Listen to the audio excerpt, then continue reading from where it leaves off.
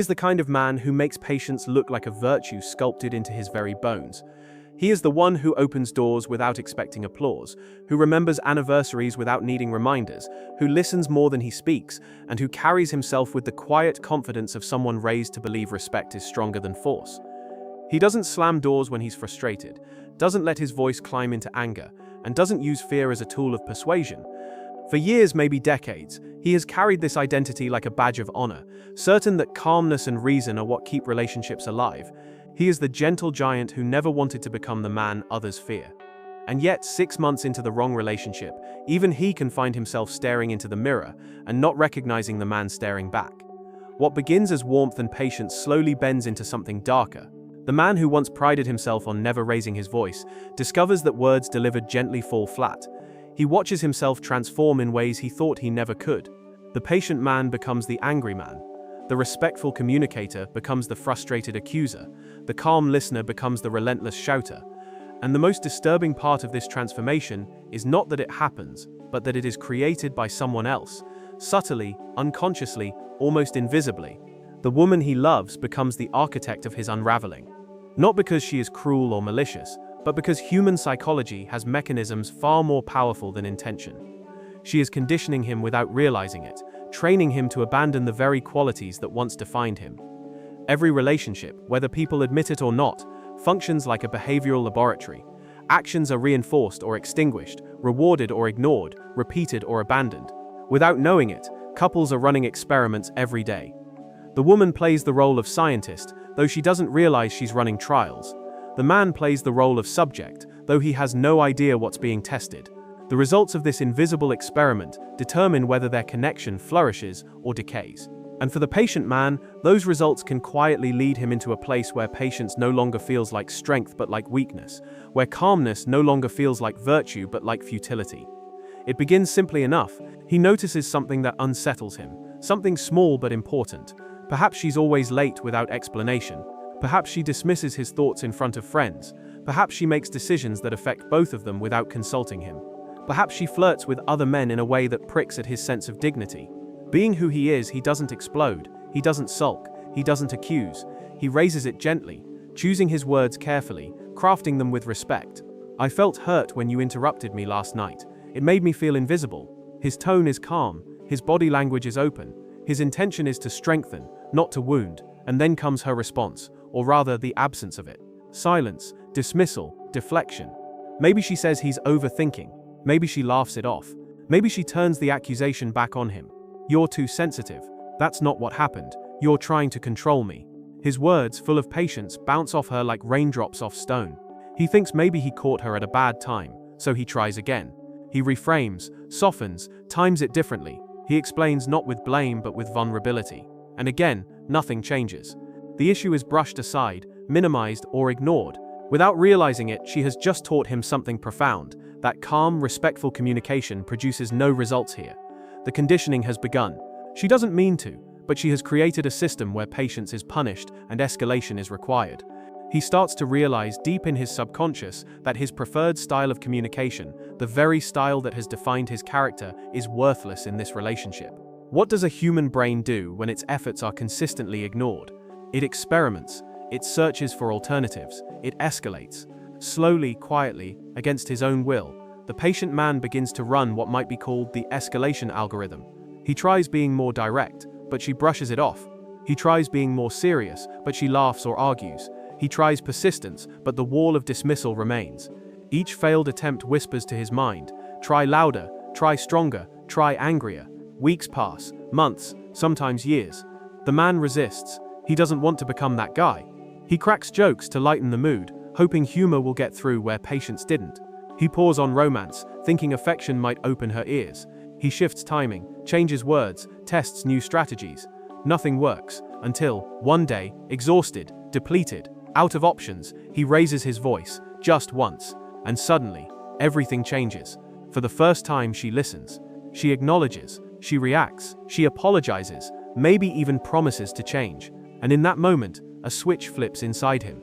He has been conditioned. Anger has succeeded where patience failed. This is the moment the tragedy crystallizes. The man who once defined himself by his refusal to resort to anger has been trained, slowly and painfully, to see anger as the only tool that works. He doesn't want to use it. He hates himself when he does. But now he knows, in this specific relationship, anger produces results, and patience produces nothing. The woman may not even realize what she has done.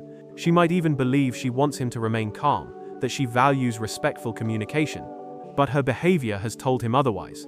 She has reinforced anger and extinguished patience, and the man who once believed he could avoid becoming angry now carries it like his only weapon.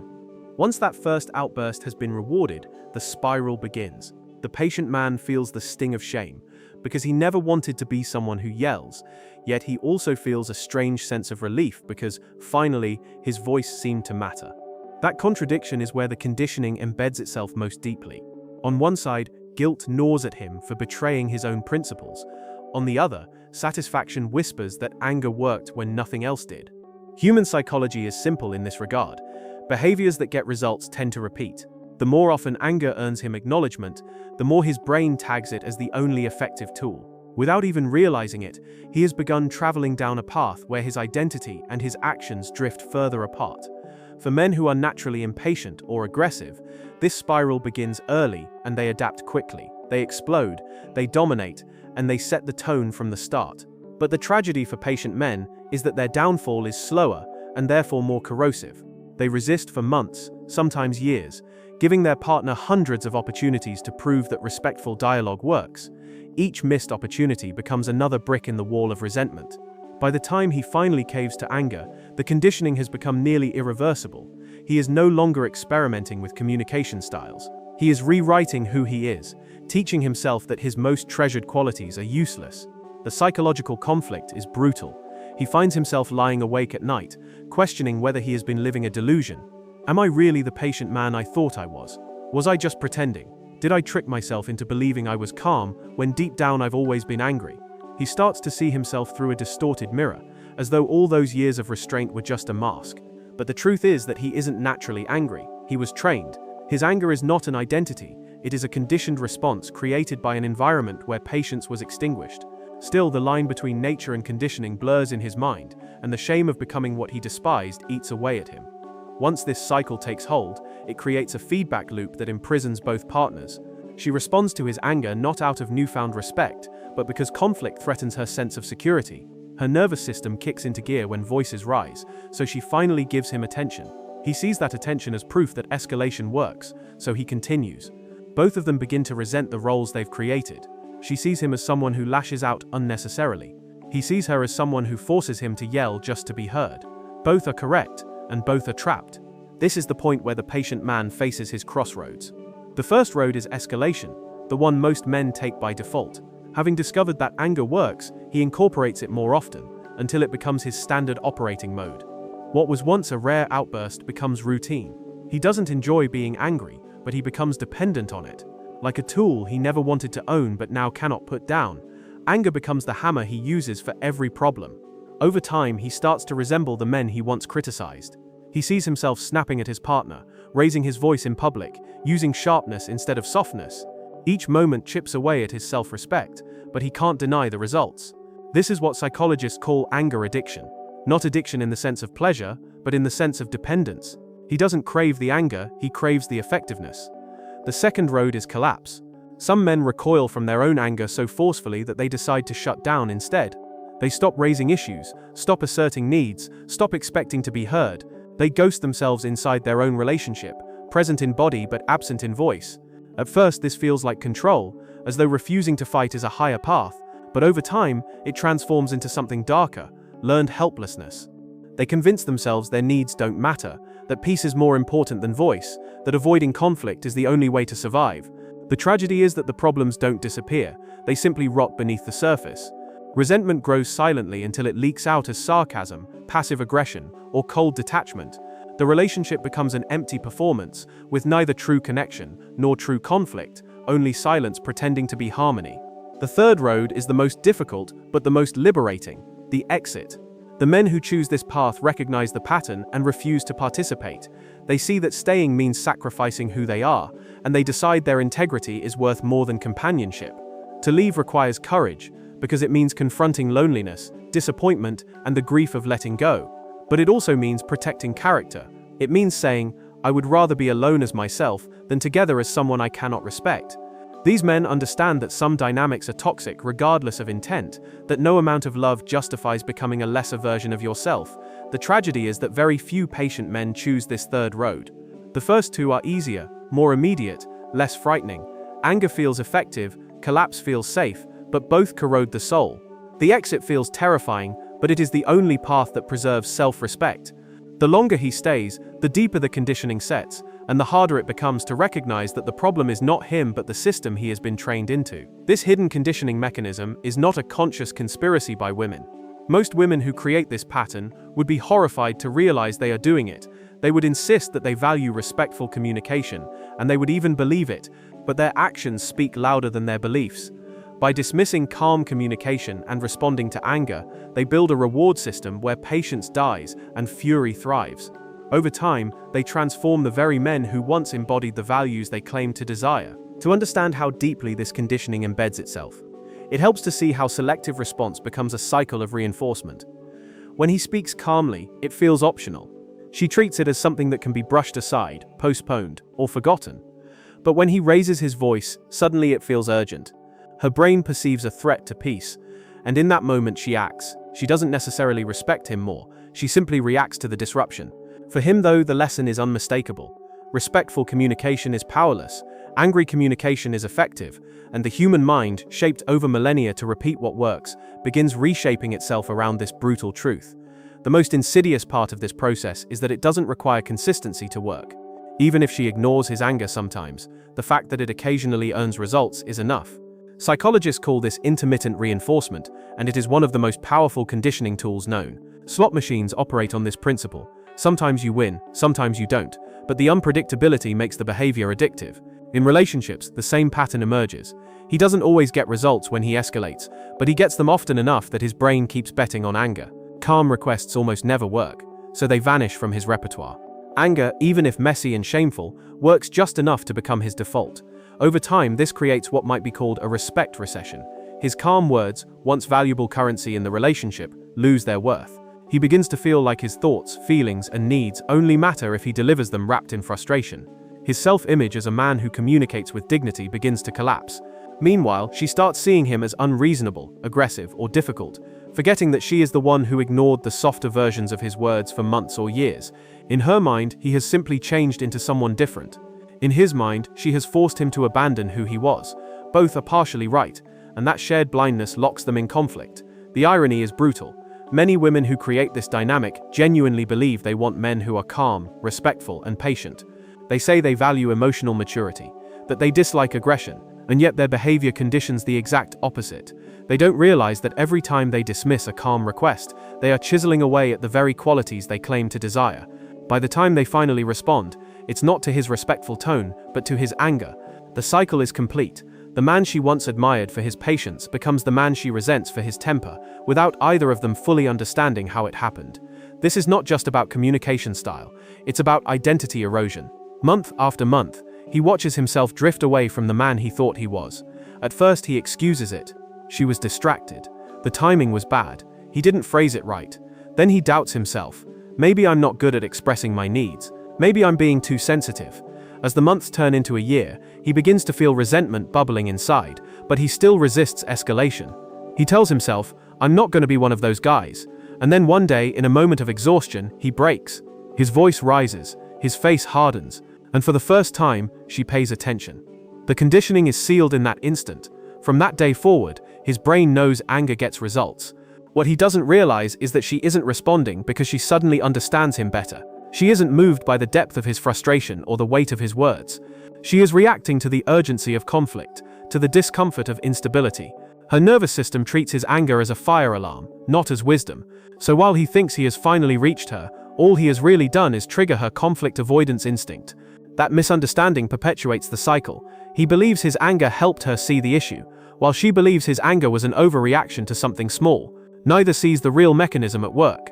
The tragedy is that this erosion rarely stays confined to the relationship.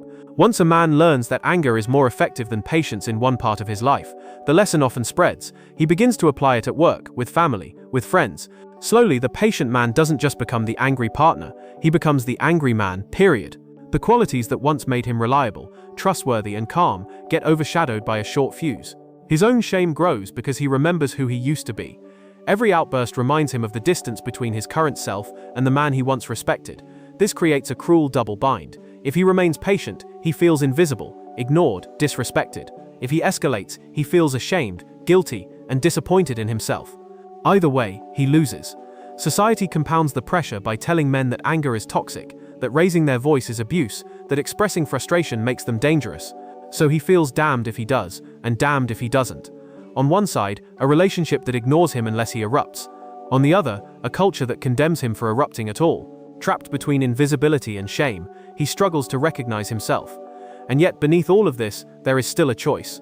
The crossroads remains, even if it feels buried under years of conditioning. He can escalate until anger consumes him, he can collapse until he disappears into silence. Or he can recognize the system for what it is, a dynamic that corrodes him no matter how much he loves her. That recognition is painful because it often means admitting the relationship cannot be salvaged. But it is also liberating because it offers the one path that preserves who he is. Walking away is not a defeat, it is a refusal to let conditioning define him. The process of conditioning a patient man into an angry man doesn't happen overnight. It is a slow erosion, one request at a time, one dismissal at a time, one moment of silence where there should have been acknowledgement. At first, he doesn't even notice. He chalks it up to bad timing, to her being distracted, to his own delivery. He convinces himself that the relationship is stronger than these small lapses. But as months pass, the pattern solidifies. Every ignored attempt at calm communication teaches his subconscious that patience is worthless. Every explosive moment that finally earns a reaction reinforces the idea that anger works. He doesn't decide to become this way. He is shaped, little by little, until one day he looks at himself and realizes he has been transformed into someone he swore he would never be. This transformation is not just about behavior, it is about identity. A man who once defined himself by his restraint now finds himself defined by his outbursts. The very qualities that made him proud, the ability to stay calm, to communicate respectfully, to handle conflict without aggression, become relics of a past self. The patient man has died a slow death, replaced by someone who feels like an imposter in his own skin.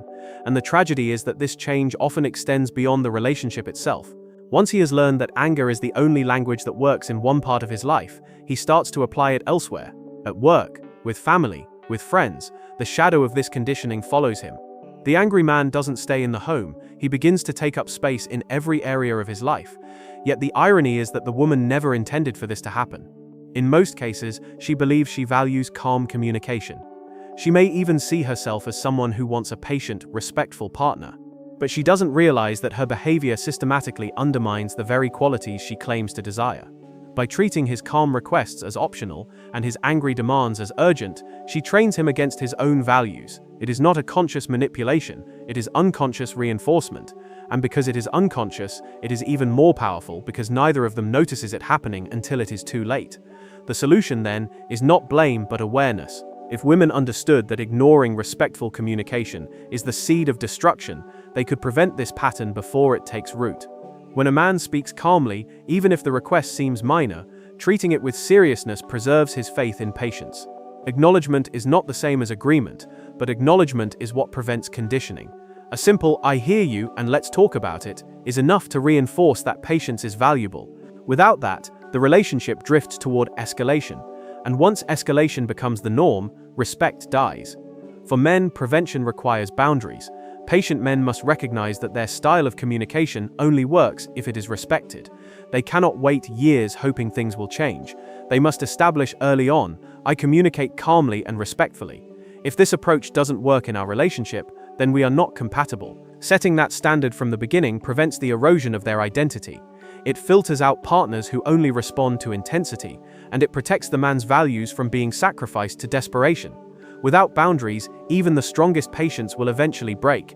Every patient man must ultimately answer one question: what matters more, preserving a relationship or preserving himself?